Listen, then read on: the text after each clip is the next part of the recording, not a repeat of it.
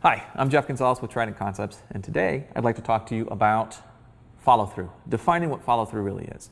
So a lot of times people get wrapped around the axle with what follow-through is. And what follow-through is about, it's about being able to process through one shot and set up for the next shot. Now that's it simply put, if you will, but it's a little bit more complicated than that.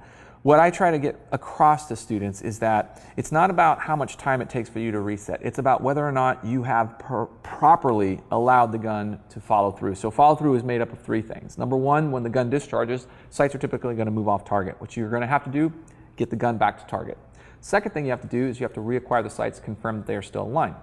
The last thing you're going to do is you're going to reset the trigger and get ready for the next shot. So that's the process. That's the sequence that you need to follow. If you go out of that sequence, a lot of times people think they're going to be faster by going out of the sequence. Well, if I reset the trigger in the recoil arc, I'm good to go. And that's not entirely true.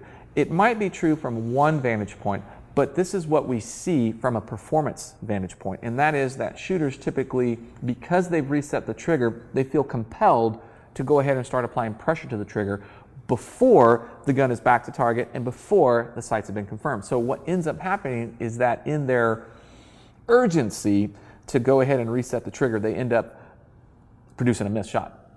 So we want everybody to follow in that sequence. There's another reason why we want them to go in that sequence. Number one, it is a method, it's a technique that we need them to practice over and over and over again so that in the beginning, it may take you this much time. Then as you get a little bit better, that time window starts to shrink to the point where you no longer need to worry about it. In other words, your shot-to-shot recovery time is not going to be dictated by how quickly you can move through gun, sights, and trigger. It's going to be dictated by what the target's actually doing. Is it still a threat? Is it moving? Has it fallen? Has it changed positions? That right there is going to be what dictates your shot-to-shot recovery time, not mechanically how long it takes for you to actually do that. But again, people don't think about that from that perspective because really all they're doing is they're thinking about it from a range perspective.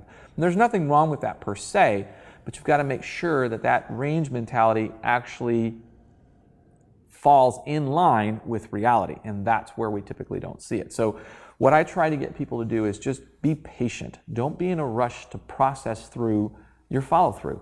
The thing about follow-through that also kind of freaks me out is that the more attention that you pay to follow-through, the better your shots that you had already fired turn out to be.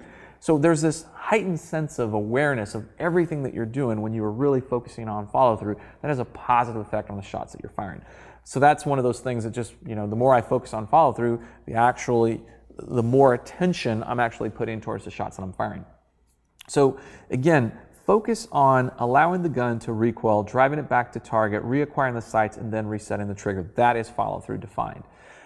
What I also encourage you to improve upon that has to do a lot with what goes on in front of the gun firing. That's going to be your stance, that's going to be your crush grip, that's going to be how you interpret the sights. All of that will help with your follow-through, but really what follow-through defined is allowing the gun to recover back to target, then reacquiring those sights and confirming they're adequate for the shot required, and then resetting the trigger, and then if necessary, starting to apply, trigger management techniques as you go through this. This is a cycle, and this cycle is repeated for every round that you fire.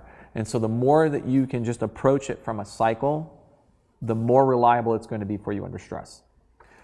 I'm Jeff Gonzalez. Make sure you post any comments down below. Thanks for tuning in.